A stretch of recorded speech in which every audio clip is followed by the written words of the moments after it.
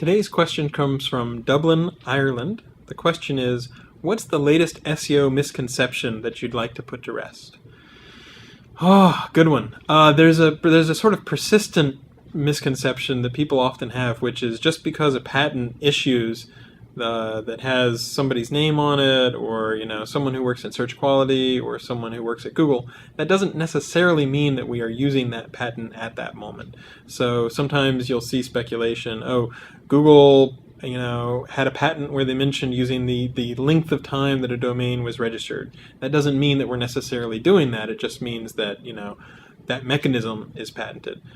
Somebody else at Google had gotten a patent on the idea of, or the mechanism, not just the idea, the actual implementation, by which you could look at how people had changed their their web page after an update, and basically say, oh, these are people who are responding to Google, or they are dynamically SEOing their stuff. And so there were a lot of publishers who were like, oh, I'm just going to throw up my hands. Why bother at all if Google's just going to keep an eye, and if we change, then Google's realizing that and monitoring that and changing their ranking and response.